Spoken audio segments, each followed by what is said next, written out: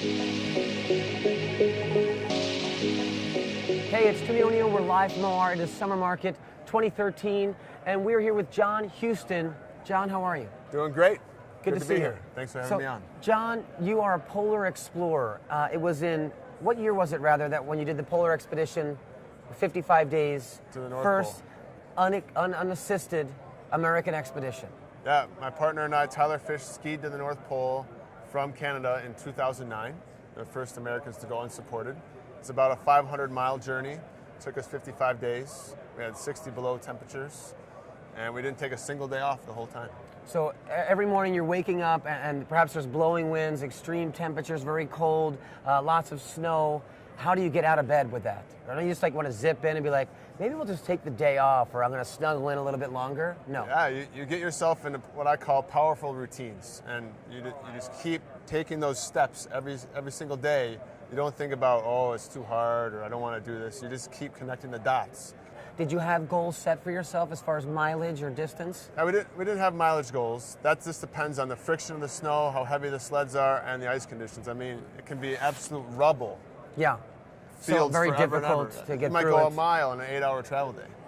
So it's all about putting the time in, and the loads lighten up, and then you can travel bigger distances. So we're strict with our routines, and we travel 7-8 hours a day in the very cold time in the beginning. Then we boost that to 12 and then 17 hours at the finish when we're really lightweight. Okay, so you're getting lighter weight as you go, and you're able to cover greater distances. So very arduous. No one out there. Dangerous animals, perhaps, and we'll talk about that in a second. Yeah. Polar bears that could eat you. Extremely freezing temperatures. Sounds like a lot of voluntary suffering. Why is it that draws you to a place that could essentially kill you? Well, I don't like to suffer. So wait a second. That means you should be at Club Med, dude, not Club Death. Look at this, is like a wild place here. I work really hard. I don't like to be uncomfortable either. So okay. If I'm too cold, I have to change something about what I'm doing. I can't go inside. I can't turn on the wood stove. I can't turn on the heater in my car. It's all on me. Right. I like that accountability. I like that responsibility. If we fail out there, if I get frostbite, it's because we didn't plan right, or we made a mistake, or we weren't humble enough to change what we were doing to deal with the environment. So self-reliancy and critical thinking, very key for you. Big time. But what is it at the end of the day when you finally reach to the North Pole, yeah, and the expedition is essentially over? Or maybe you have to get back, or do you get picked up at that point? Yeah, we were picked up at the North Pole. So there's a sense of relief, but what other sense do you get? What other magic do you feel, or acknowledgement or wisdom? Is there something? Yeah, I love big, long-term challenges. You don't know where that journey is going to take you, or that the people you're going to interact with, and I love that journey. And then this right here is forward. This is a book from that expedition, That's correct? Right. Where can you find this book? Where is this available? Go online. You can go on my website, newland2013.com, or you can pick it up at Barnes & Noble or wherever. Fantastic. And now there was a trip that you recently took to Ellesmere Island. Tell us about that. That was even longer, whereas the North Pole was 55 days. Yeah. You just did 65 days, and you were ski joring. Yeah, Ellesmere Island is this big landmass in far northeastern Canada. When you start a North Pole trip, you leave from the northern tip of Ellesmere Island. And it's as big as Great Britain, and less than 150 people live on the entire island. And so it's basically untracked. And there's places where modern man has not gone.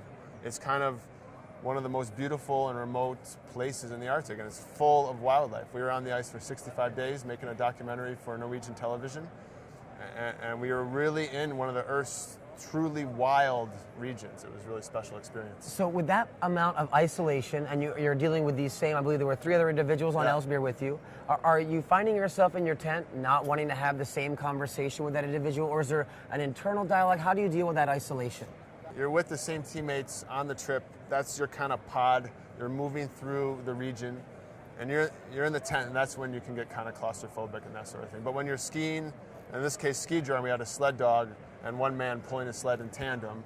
You're really alone with your thoughts. But how about the dog? Do you have this, when you build this relationship with the dog for 65 days, and the dog goes away? I do miss our sled dogs from Ellesmere Island very dearly. I mean, we rented them from friends, and we got these 4 amazing dogs. They're part of the team.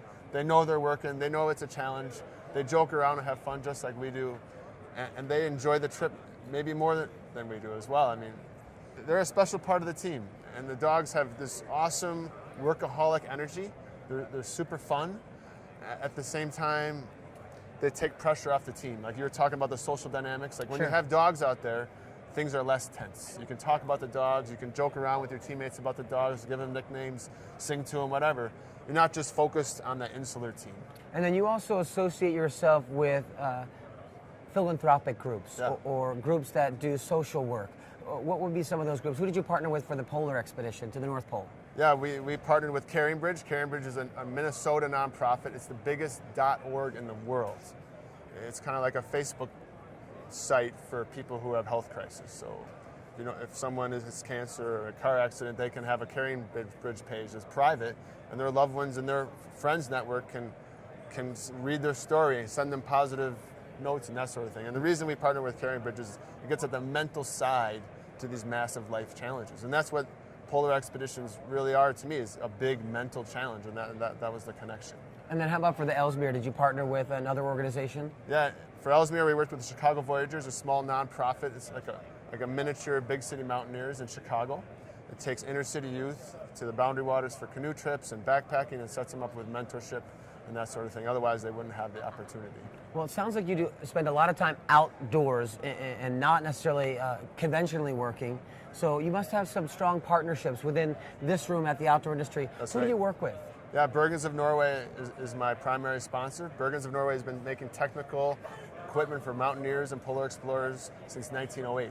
Roel Amundsen, Robert Falcon Scott, Sir Edmund Hillary, they all carried Bergens of Norway backpacks. Wow, that's amazing. So the very strong heritage brand with people that are out there really pushing the edge of the possible. That's right. And speaking of the edge of the impossible, what's next for you? What's coming up? We got some ideas. I'd like to do a warmer trip, something in the summer. Maybe go to the Bahamas and just chill on the beach, dude. And you can bring the dog. Yeah, that's right.